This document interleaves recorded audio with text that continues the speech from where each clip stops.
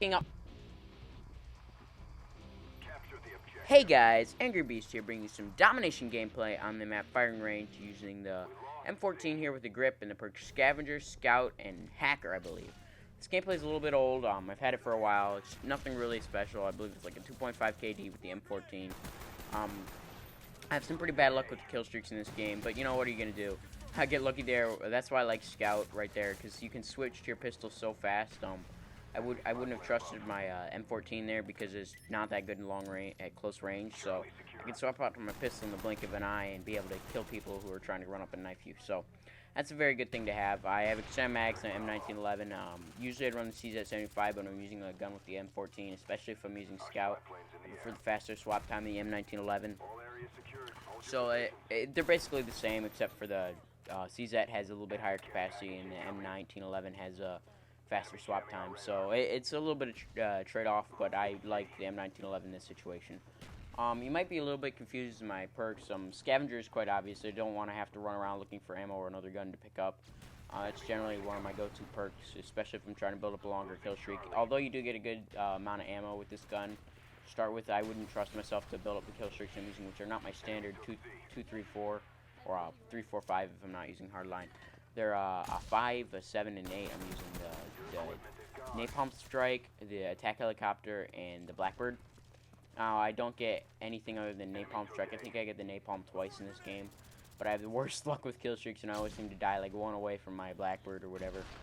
So that's what happens in this game. I'm using the motion sensor here with the concussion grenades and I believe frags. Standard equipment there. Motion sensor instead of C4s because I'm playing a little bit more defensive. It's really hard to play aggressive with the M14 because of its high recoil and its lower fire rate than a lot of other guns. You're gonna be best off playing a defensive role. I do have a modern controller, but I'm not using it in this gameplay. Basically, I don't like the modern controller for the M14 in this game. It increases the recoil to the point where it's unmanageable, and I much rather prefer to have the select fire of the gun anyway. This gun is capped at, I believe, 545 rounds per minute, maybe it's 600 something. And I can shoot it about 1,000 rounds per minute with my trigger finger, so the modern controller wouldn't help me much at all anyway. I just prefer to have that higher controllability with my finger rather than the trigger, so I mean the modern controller. So it's personal preference there. I mean, it's still effective with the modern controller, but it's not as much for me. But let's talk about the strategies for the M14.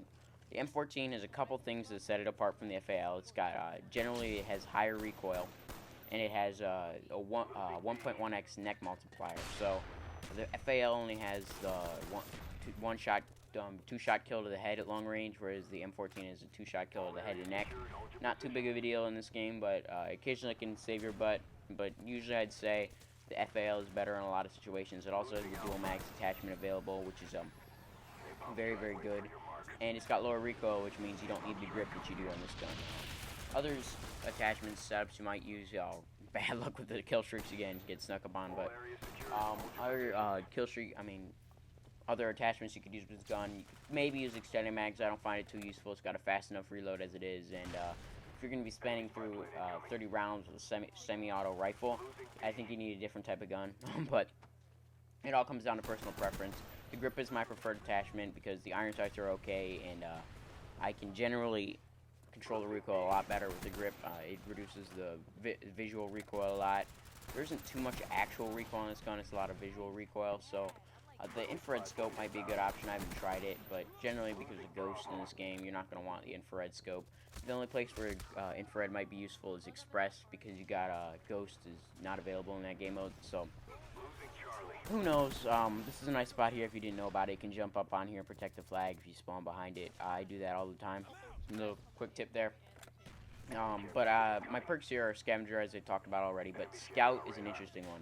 I took a long trek for getting Scout Pro this prestige. It's a lot of sniping, it's a lot of holding breath kills, and it's a lot of stuff that just makes it really hard to get, especially if you're not sniping all the time. It's one of the harder perks to get in the game. It's kind of like Tac Master, but it's one of the more usable ones. I make the mistake there thinking it would go through the house, but he didn't. He flanked around back, so you know, that was just a mistake on what he was doing. Right here, I don't know how this napalm kills me. I go up to the window and somehow it burns me through a wall. Black Ops hit detection for the win, but whatever. This ends up leading to a series, a couple deaths. Probably if I had avoided that napalm, it would have been a little bit better of a gameplay. But what can you do? back on topic to Scout. It doesn't help so much if you're using a gun like the M14, which already has a okay swap time. But what it really helps with is throwing out flashbangs. I know I'm not using flashbangs here, but it lets you recover from those flashbangs a lot faster. I believe instead of being away from your player for, I believe, a second, you wait for it for about 0.75 seconds. So it's a very good perk to have if you're throwing flashbangs or grenades or a lot of that stuff. Overall, though, it's meant for a sniper swapping to your secondary and picking up other weapons. It can be good if you want to use a shotgun secondary type thing. You run around with a stakeout with Scout, pick out the first weapon you see, and pick it up off the ground. You'll pick it up like really, really fast. Right there, Scout saves me again with the pistol. It's not as useful with the pistols because pistols already have a really fast swap time, but they literally will swap instantly with Scout. You can pull out the ASP, the single ASP, and I believe less than a tenth of a second, which is really, really fast for a pistol. So it's got some advantages and it's got some disadvantages. I mean, you're giving up your sleight of hand for faster aim on sight. You're giving up steady aim for close quarter battles, which obviously isn't as important with a gun like the M14, which you're not going to be using in a close range role.